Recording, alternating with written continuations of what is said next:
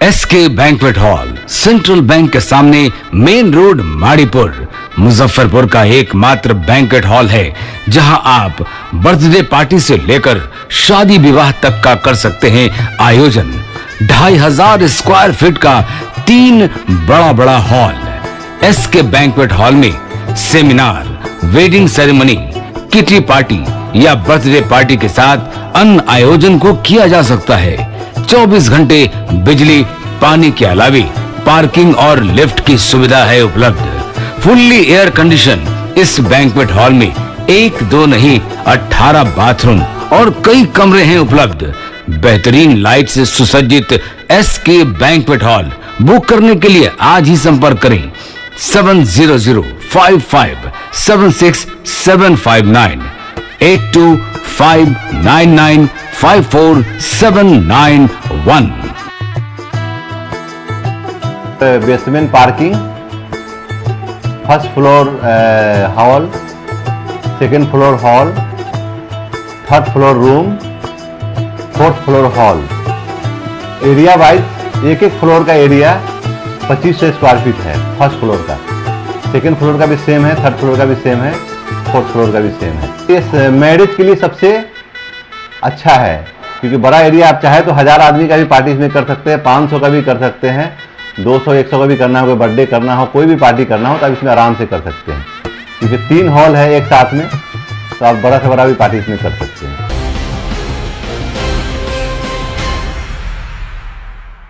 नमस्कार, Dane news देख रहे हैं आप और आपके साथ मैं हूं तनु। आप तमाम दर्शकों को डेन न्यूज परिवार की ओर से धनतेरस की ढेरों शुभकामनाएं। तो आइए हेडलाइंस पर डालते हैं एक नजर।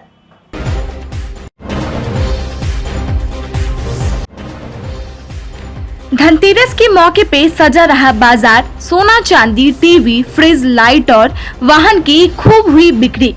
मुजफ्फरपुर में 40 करोड़ से ज्यादा का हुआ कारोबार।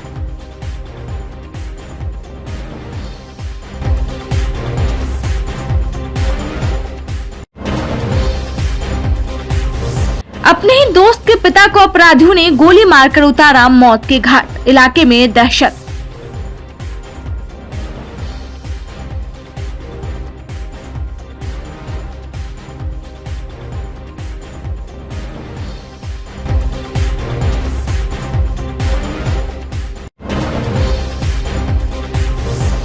और बिहार विधानसभा उपचुनाव में दोनों सीटों पर जदयू की जीत के बाद जश्न का माहौल। जदयू कार्यकर्ताओं ने खूब की आतिशबाजी।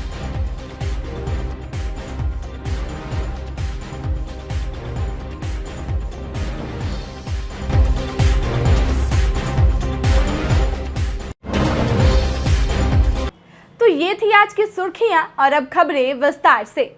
मंगलवार को धनतेरस के मौके पे मुजफ्फरपुर में जमकर खरीदारी की गई। सोने चांदी के जेवर, स्टील के बर्तन, वाहनों के साथ इलेक्ट्रिक और इलेक्ट्रॉनिक के उपकरणों की खरीदारी भी खूब जम के हुई। सुबह से ही बाजारों में भीड़ दिखनी शुरू हो चुकी थी।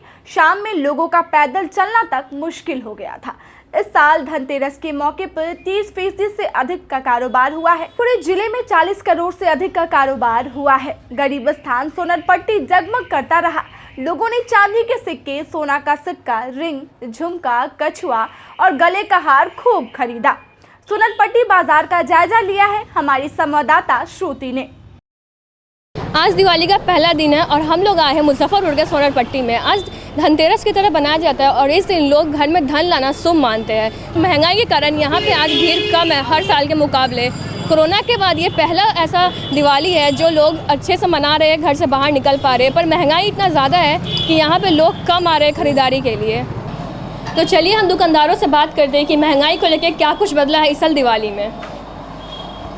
नहीं, ऐसा कुछ नहीं है, लोग आ रहे हैं जा रहे हैं, हल्के आइटम की बिक्री है और आज का दिन बहुत शुभ माना जाता है और आज के दिन सोना चांदी लोग खरीदते हैं जिसमें लक्ष्मी जी का आगमन होती है और ऐसा कोई खास बात नहीं है। हर बार की तरह इस बार भी लोग आए हैं उतने ही संख्या में। हाँ, लोग आ रहे हैं जा रहे हैं। आज हमको लगता है कि होल नाइट सब लोग रहेंगे। Everybody is careless, me to,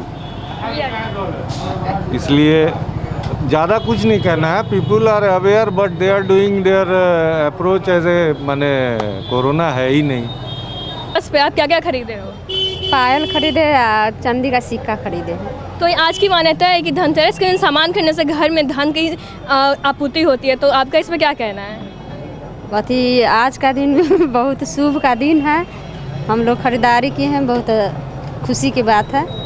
आपने क्या खरीदा है? हमने अंगूठी खरीदे हैं. किस चीज़ की, सोने की या चांदी की? सोने का.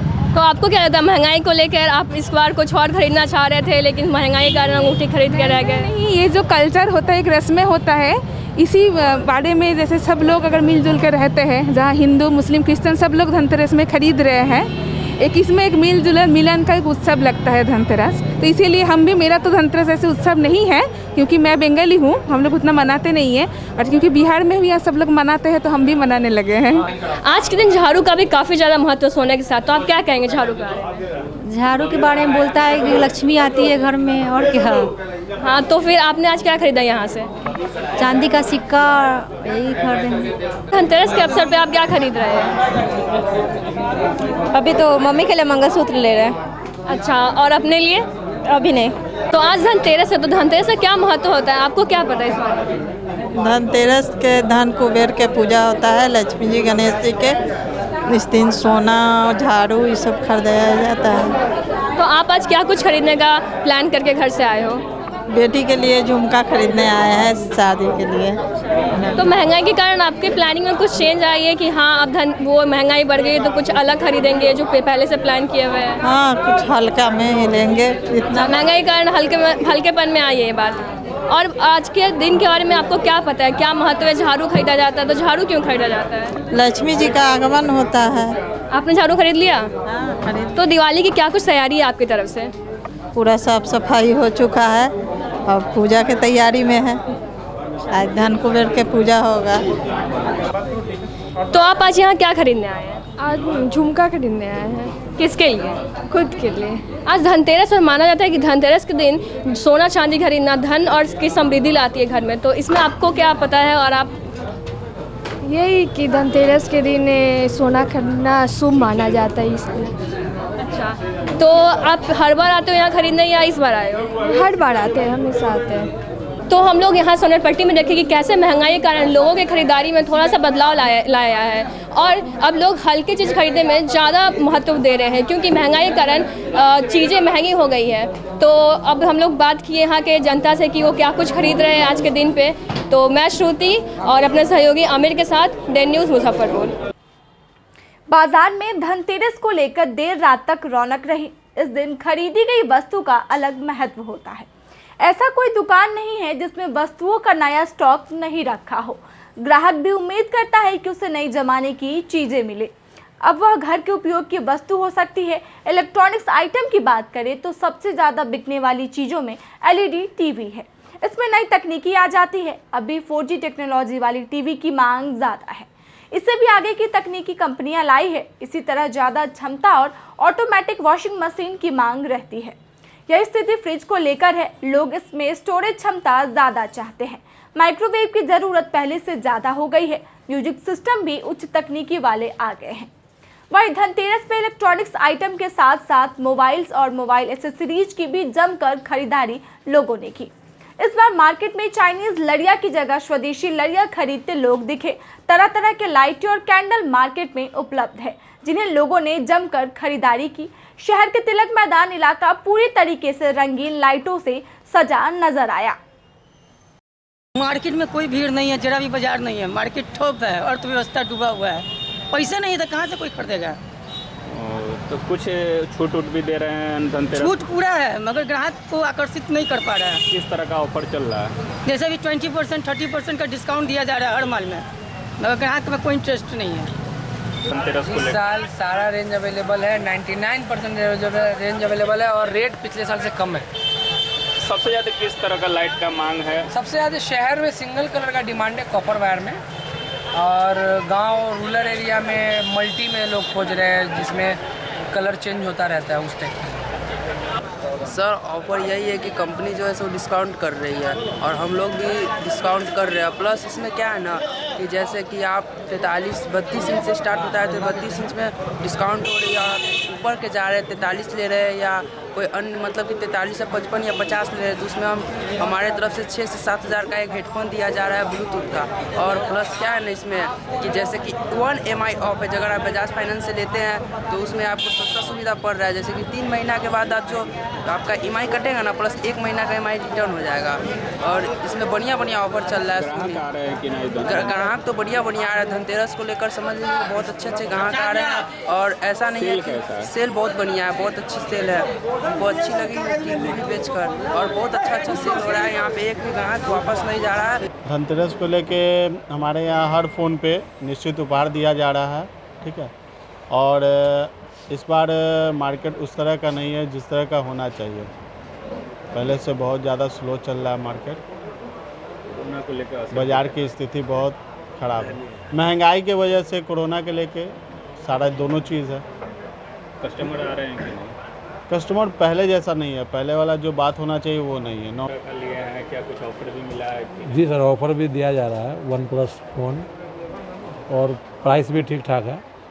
और वही है कि कस्टमर पिछले साल की तुलना में कोरोना के लेकर मतलब कि उतना भीड़ भाड़ नहीं है सब मार्केट में। जिले में धनतेरस की धूम रही। लॉकडाउन और पंचायत चुनाव से छाई खामोशी पे मंगलवार को धनतेरस ने बाजार की रौनक लौटा दी। शहर से लेकर गांव तक के बाजार पर्व की रौनकता से गुलजार रहे। लोगों ने अपने हैसियत के हिसाब से नए सामग्रियों की खरीदारी की। सराफा, स्टील, बर्तन आदि प्रतिष्ठानों पर खरीदारों का तांता लगा रहा। वहीं 2 और 4 चक्का वाहनों की भी जमकर बिक्री हुई।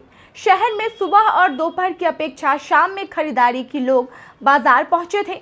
इससे जगह जगह जाम की समस्या से भी लोगों को दो चार होना पड़ा। शहर में कई जगहों पर उत्पन्न जाम की समस्या से पार पाने को लेकर राहगीर वैकल्पिक रास्ता खोजते नजर आए। जाम को नियंत्रित करने में चौक चौराहे पर तैनात पुलिस कर्मियों के पसीने छूट गए। बाजारों में झाड़ू और गणेश लक्ष्मी की मूर्ति की भी जमकर खरीदारी हुई। हरिसभा, कल्याणी सहित कई जगहों पे मिट्टी के गणेश लक्ष्मी का मूर्ति का बाजार सजा था। ऑटोमोबाइल सेक्टर भी खूब गुलजार रहा। इस अवसर पे 20 करोड़ से अधिक की बिक्री हुई है। सिर्फ बाइक और स्कूटी सेगमेंट में करीब 2000 गाड़ियां की बिक्री हुई। वही 4 व्हीलर भी तकरीबन 2500 वाहन बिके। अभी तक तो उतना नहीं है, अब शाम में क्या बाजार पता चलेगा। अभी तक तो एगो दूगो चल रहा है, अब शाम में पता चलेगा। धनतेरस के दिन अधिक खरीदारी होती है। हाँ, 99% आज के दिन क्या कारण कोरोना के चलते थोड़ा बाजार ढीला है, लोग के पास पैसा नहीं है, महंगाई बढ़ा हुआ है, तो हर चीज़ का ना दिक्कत है। इस बार कैसे मूर्तियों का डिमांड ज़्यादा है? मिट्टी का मूर्ति के डिमांड ज़्यादा है, प्लास्टर पेरिस का नहीं। अब मिट्टी का थोड़ा महंगा पड़ता है, ये भी बात है। धनतेरस के साथ ही मंदिरों में फिर से रौनक बढ़ गई है। फूलों के साथ बिजली के बल्बों से सजे मंदिर जगमग करने लगे हैं। दीपावली को लेकर सभी मंदिरों में विशेष तैयारियां पूरी कर ली गई है। खासकर लक्ष्मी चौक स्थित लक्ष्मी गणेश मंदिर में धनतेरस के दिन विशेष पूजा पाठ का दौर शुरू हो गया। धनतेरस की शाम में यहाँ विशेष पूजा अर्चना होती है। वहीं दीपावली के दिन यहाँ 3 क्विंटल लड्डू का भोग लगाकर पूजा अर्चना की जाएगी। रंगीन बल्बों से पूरे मंदिर को सजाया गया है, जिससे मंदिर की छटा बेहद मनोहारी हो गई है। 1921 में स्थापित हुआ था, समझे ना। हमारे पूर्वज लोग गांव के सहयोग से यहाँ पर माता का स्थापना किया गया, और तब से अभी तक हम लोग उसको निभाते आ रहे हैं, माता की पूजा करते आ रहे हैं। और जितना शक्ति होता है उसके अनुसार हम लोग सजावट वहाँ पर करते हैं, और प्रसाद वितरण बहुत अधिक होता रहता है। और शाम में दीपावली के दिन लोगों की भीड़ यहाँ जुड़ती है। महिलाएं, पुरुष, बच्चे सब लोग आते हैं, और सभी लोग यहाँ पर दर्शन मांगे करते हैं, और लाइन से शांति प्रिय ढंग से होती है। इस बार किस तरह की तैयारी है?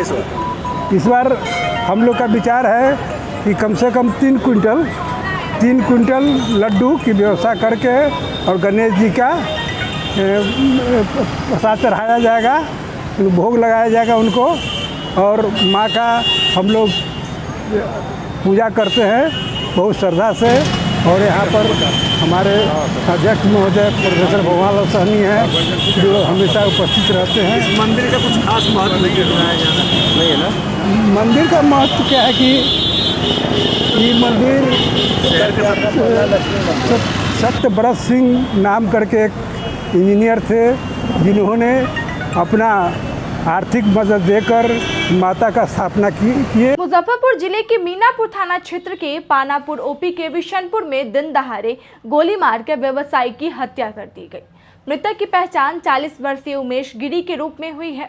घटना को अंजाम देकर बाइक सवार 3 अपराधी हथियार लहराते हुए भाग निकले। आनन फानन में स्थानीय लोगों ने उन्हें हॉस्पिटल में भर्ती कराया, जहां कुछ ही देर में डॉक्टरों ने मृत घोषित कर दिया। घटना के बाद इलाके में दहशत का माहौल कायम हो गया। सूचना पर पहुंची पुलिस ने मामले की तफ्तीश शुरू कर दी है। मृतक के पुत्र अमन कुमार ने एटीएम फ्रॉड गिरोह से जुड़े एक शातिर का नाम पुलिस को बताया है। कहा कि उसके पिता ने मरने से पहले कहा था कि रमेश ने अपने 2 साथियों के साथ मिलकर उनकी हत्या कर दी है। अन्य 2 अपराधियों का वे पहचान नहीं कर सके थे। आरोपी का नाम सामने आने के बाद पुलिस उसकी तलाश में जुट गई है, लेकिन घटना के बाद वह फरार हो गया है। मृतक के पुत्र ने बताया कि उसके पिता घर पे ही थे। इसी दौरान उनके मोबाइल पे कॉल आया था, वे खाना खाने जा रहे थे। इसी दौरान कॉल आने वाले व्यक्ति ने कहा कि जल्दी आइए, कुछ जरूरी काम है। बिना खाना खाए वो चले गए। घर से कुछ दूर आगे बढ़े तभी पूर्व से घात लगाए 3 अपराधियों ने उन्हें घेर कर रोक लिया। काफी करीबी से एक गोली छाती के पास मारी, वे घायल होकर सड़क पे गिर पड़े। गोली चलने की आवाज सुनकर आसपास के लोग जुटने लगे। यह देखकर तीनों अपराधी भाग गए। बताया जा रहा है कि अमन उन आरोपी रमेश के साथ रहता था। ये बात उसके पिता को नागवार गुजरी। उन्होंने आरोपी से कहा कि तुम मेरे बेटा का संगत छोड़ दो, वह बिगड़ रहा है। इस पर आरोपी ने गुस्से में आकर उन्हें गोली मारने की धमकी दी थी। आज घर से बुलाकर हत्या कर दिया। पुलिस ने यह पता लगाने में जुटी है कि हत्या से पहले मृतक को किसने कॉल किया था। इसके लिए कॉल डिटेल्स खंगाला जा रहा है।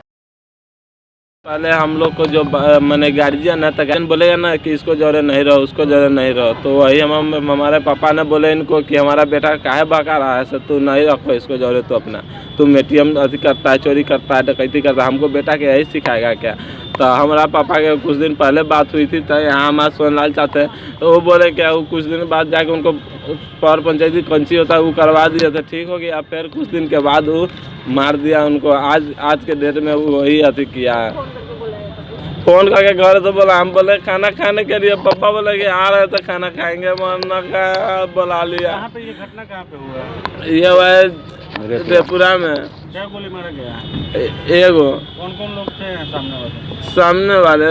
वहाँ पर उतना नहीं। गोली चलाया है? कौन कौन साथ में? रमेश था, रमेश दूसरा लोगों गया था, वो वही करवाया सब चीज। घटना हुई है कि वो जिसका रमेश बैठा को जो है साथे 2 आदमी जाके और विदिन दाड़े गांव में जो है गोली मार दिया गया। हम लोग जो है मृतक जो है वो भी उस समय जिंदा थे, जिस समय अपने होश हवास में थे।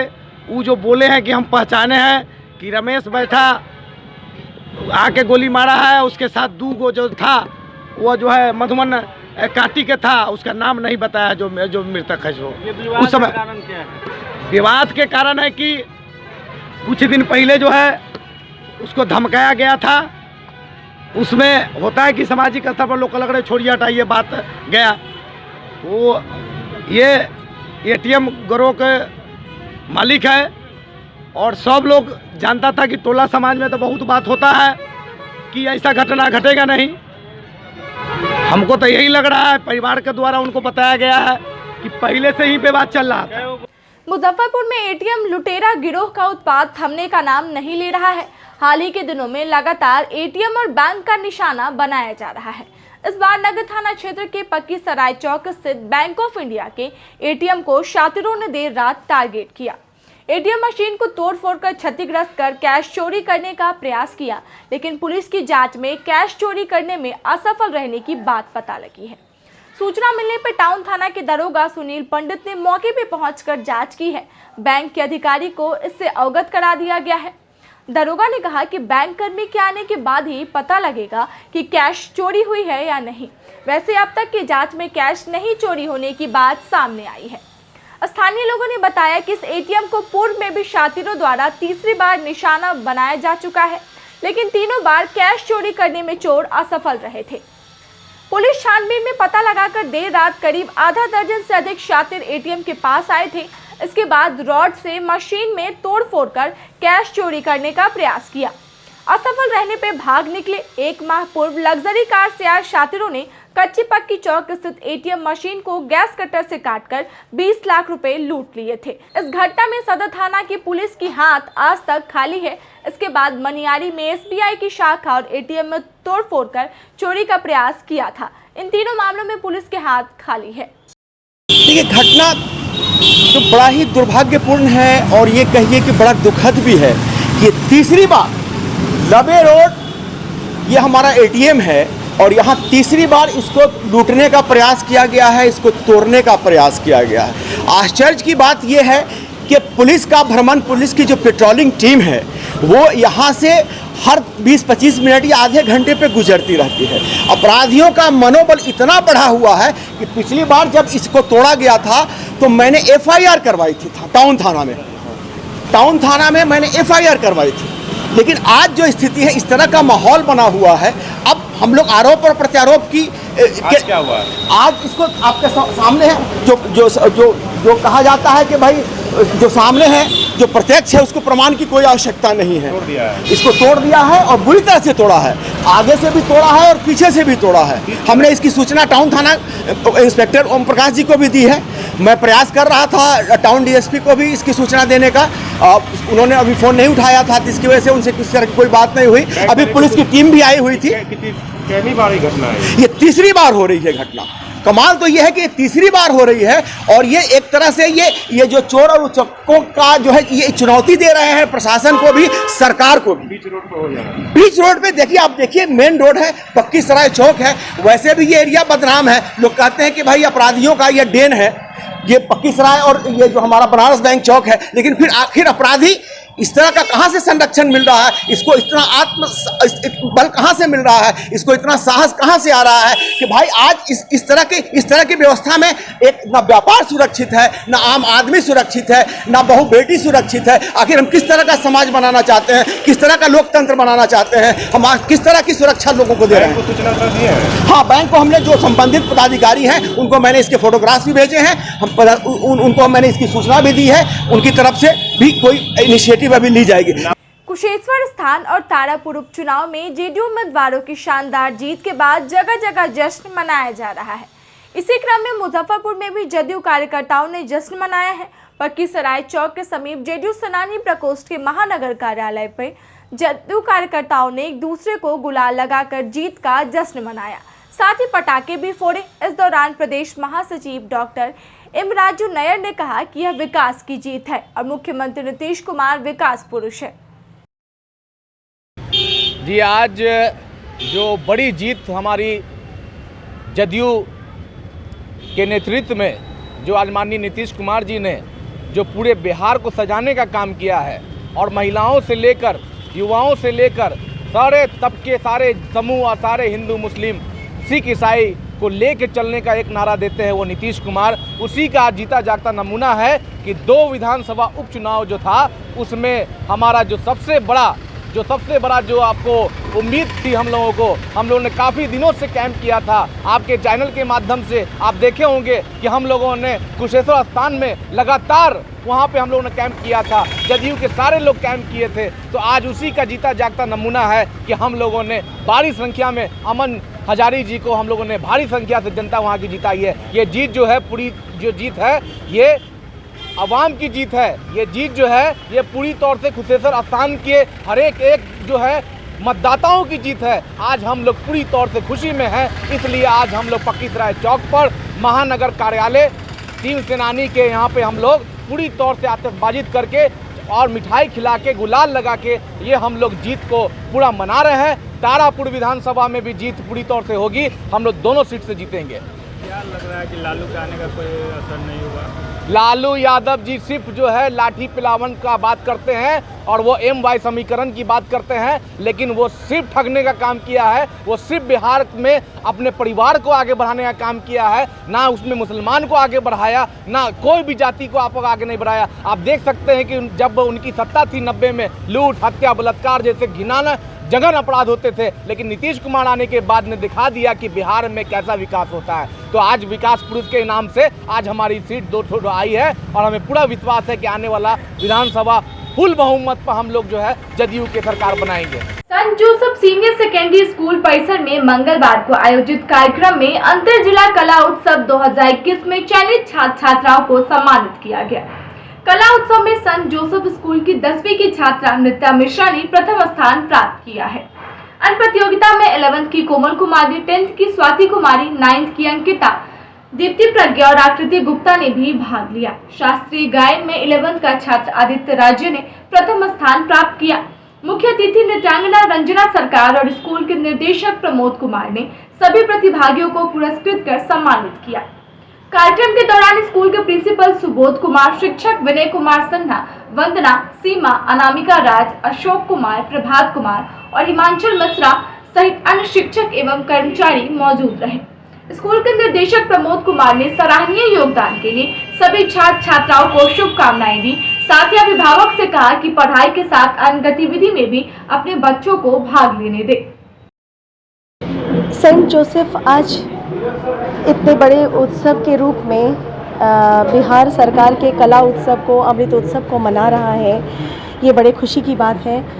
हमारे बिहार में अमूमन कला उत्सव बहुत कम हो गया है, देखने को नहीं मिलता है और मुझे बहुत अच्छा लगा कि आज कोरोना पीरियड के बाद एक बहुत बड़े कला उत्सव का आरंभ हुआ है और जहां इस स्कूल के माध्यम से बच्चों में वो प्रतिभाओं में वो आग भरी गई है, जिससे कि वो राज्य स्तरीय और नेशनल लेवल पे वो आगे काम कर पाएँ, आगे जा पाएँ और अपने देश का नाम रोशन कर पाएँ।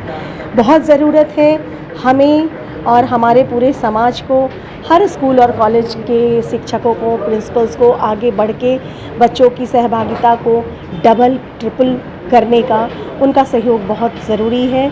और आने वाले फलक में भी कई सारी चीज़ें व्यवधान के रूप में खड़ी होती हैं, लेकिन जहां संस्कृति, विरासत और कला की बात ना हो, जिस स्कूल कॉलेज, जिन विद्याओं में अपनी कला, भारतीय संस्कृति और परंपरा की बातें ना सिखाई जाती हों, ना कराई जाती हों, तो वहां अंत में विनाश ही होता है।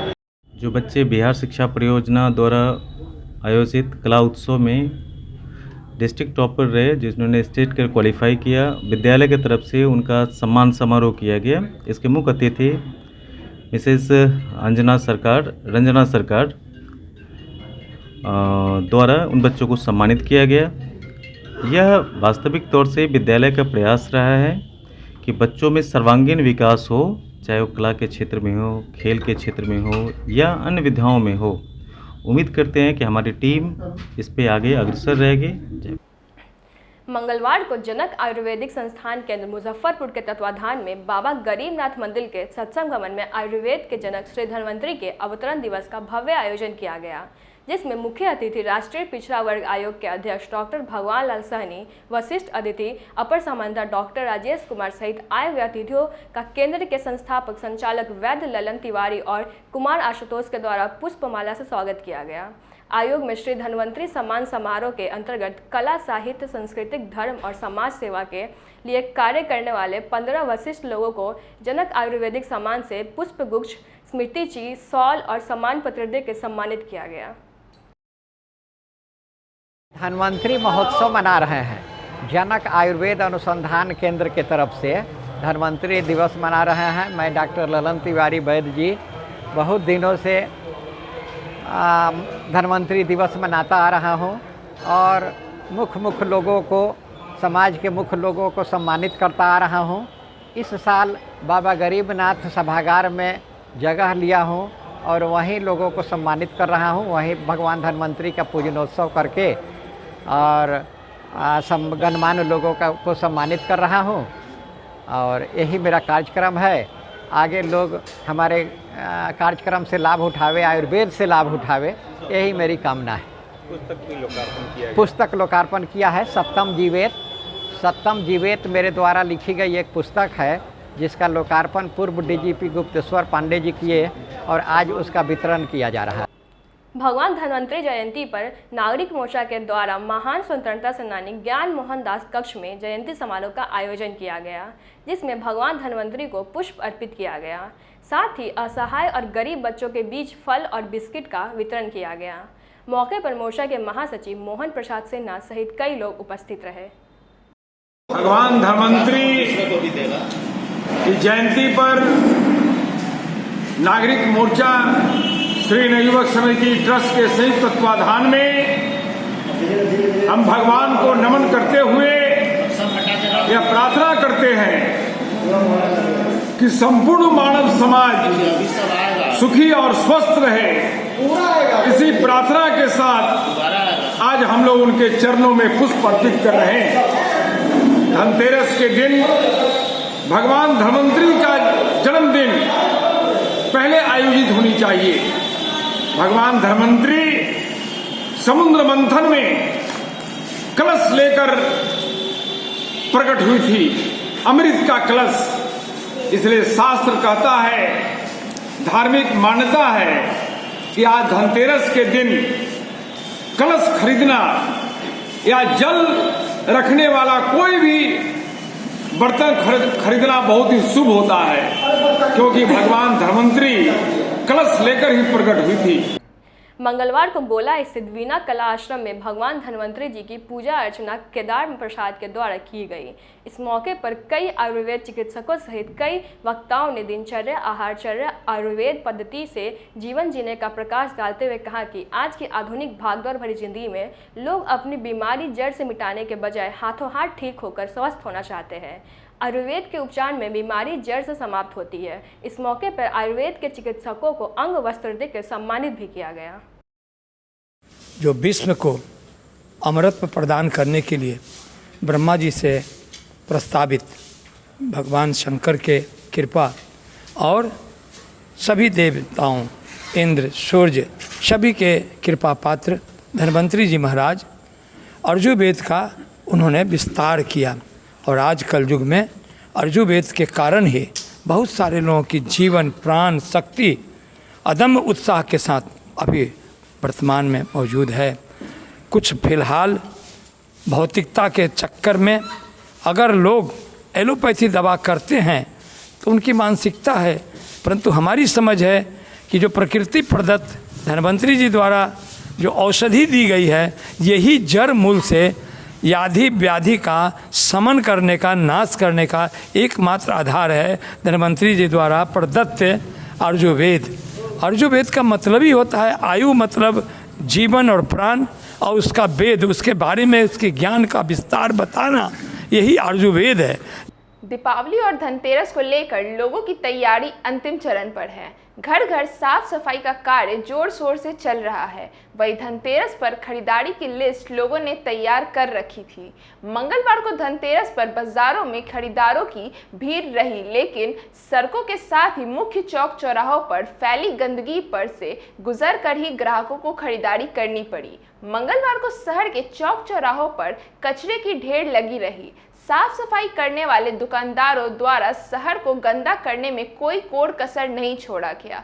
इधर नगर निगम पर्व को देखते हुए विशेष सफाई की बात करती रही, लेकिन धनतेरस के दिन तक बाजारों में कचरा पसरा रहा और लोग कचरे के बीच से ही खरीदारी को मजबूर दिखे।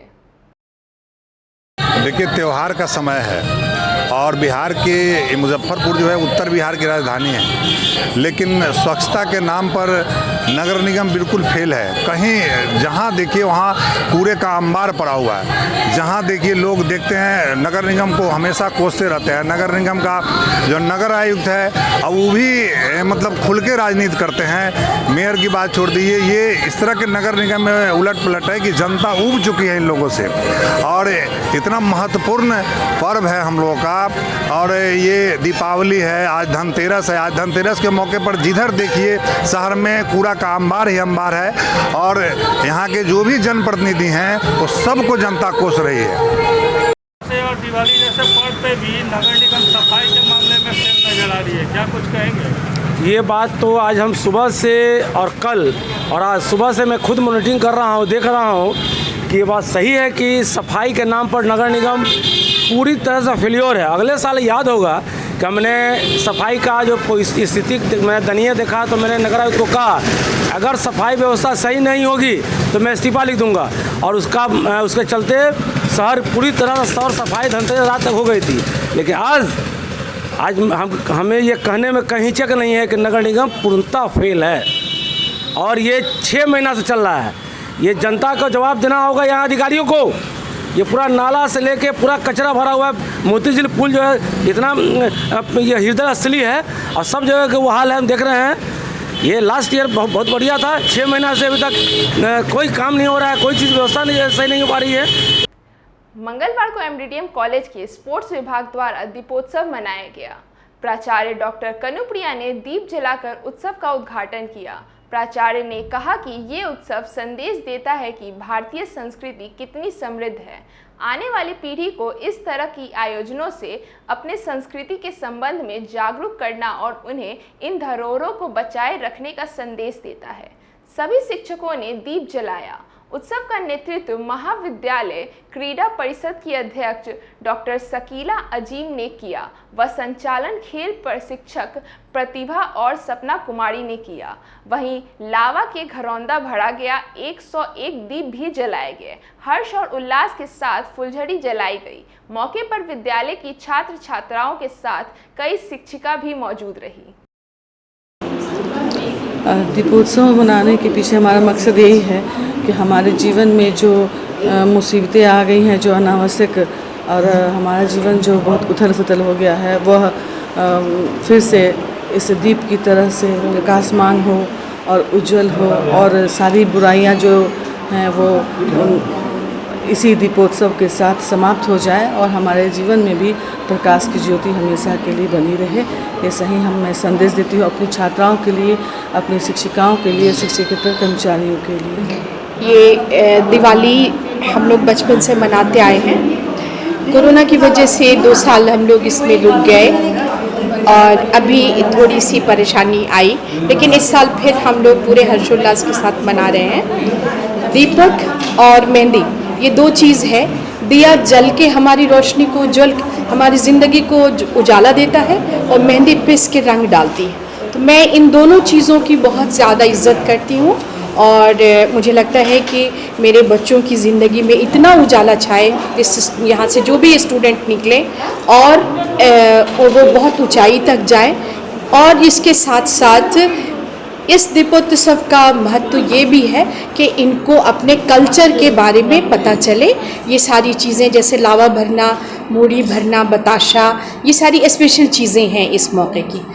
SK banquet hall central bank के सामने, मेन रोड, माड़ीपुर, मुजफ्फरपुर का एकमात्र बैंक्वेट हॉल है जहां आप बर्थडे पार्टी से लेकर शादी विवाह तक का कर सकते हैं आयोजन।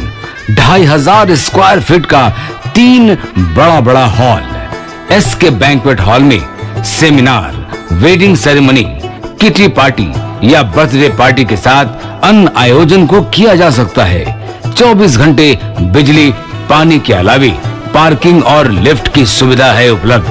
फुल्ली एयर कंडीशन इस बैंक्वेट हॉल में 1, 2 नहीं 18 बाथरूम और कई कमरे हैं उपलब्ध।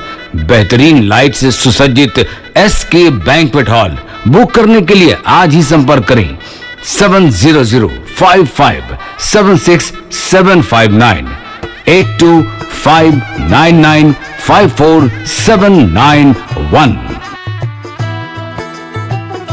Basement parking, first floor hall, second floor hall, third floor room, fourth floor hall. Area wise एक फ्लोर का एरिया 2500 स्क्वायर फीट है फर्स्ट फ्लोर का। सेकेंड फ्लोर का भी सेम है, थर्ड फ्लोर का भी सेम है, फोर्थ फ्लोर का भी सेम है। इस मैरिज के लिए सबसे अच्छा है क्योंकि बड़ा एरिया, आप चाहे तो 1000 आदमी का भी पार्टी इसमें कर सकते हैं, 500 का भी कर सकते हैं, 200-100 का भी करना हो, कोई बर्थडे करना हो, कोई भी पार्टी करना हो तो आप इसमें आराम से कर सकते हैं क्योंकि 3 हॉल है एक साथ में, तो आप बड़ा से बड़ा भी पार्टी इसमें कर सकते हैं।